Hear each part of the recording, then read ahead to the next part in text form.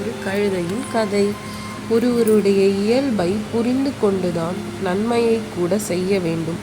இல்லாவிட்டால் அதுவே தீமையை திருப்பி தாக்கும். தந்தையும் மகனும் ஒரு கழுதையை ஓட்டிச் சென்று கடைவீதி வழியாக சென்று கொண்டிருந்தனர். அதை பார்த்த ஒருவர், கழுதை சும்மாதானே செல்கிறது, யாராவது ஒருவர் அதன் மீது ஏறி செல்லலாமே என்றார். அதுவும் சரி என்று தந்தை மகனை கழுதையின் முதுகில் ஏற்றிவிட்டார். கொஞ்ச தூரம் போனதும் எதிரே வந்த ஒருவர், என்னப்பா, வயதான தந்தையை இப்படி நடக்க வைத்துட்டு நீ கழுதை மேல அமர்ந்து செல்வது நியாயமா என கேட்டார். உடனே மகன் கீழே இறங்கி தன் தந்தையை கழுதை மீது அமரச் செய்தார். தந்தையும் அவ்வாறே செய்தார். இப்படியாக இன்னும் கொஞ்ச தூரம் பயணித்த பிறகு இன்னொருத்தர் பார்த்து தந்தையை கடிந்து கொண்டார். ஏனையா, இப்படி சின்ன பிள்ளைய நடக்க விட்டுட்டு நீங்கள் கழுதை மேலே பயணிக்கலாமா என்று கேட்டார்.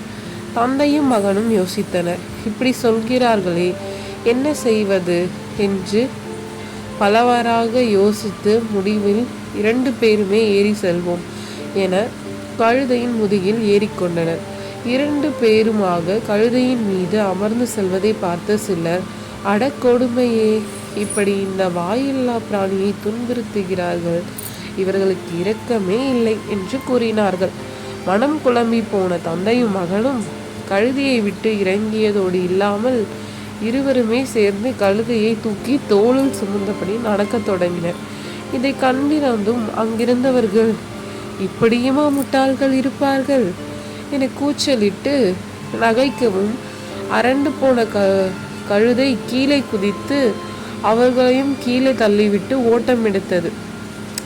இப்படி சுயமாக சிந்தித்து முடிவெடுக்காமல் அடுத்தவர் சொல்வதை கேட்டால் தங்களுக்கு அடிபட்டதோடு கழுதையும் ஓடி போய்விட்டதே என மனக்கவலைப்பட்டபடியே நடந்தனர்.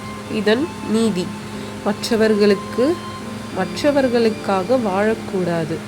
ஒரு செயலை எப்படி செய்ய வேண்டும் என அறிந்து கொண்டு அதன்படி செய்ய வேண்டும்.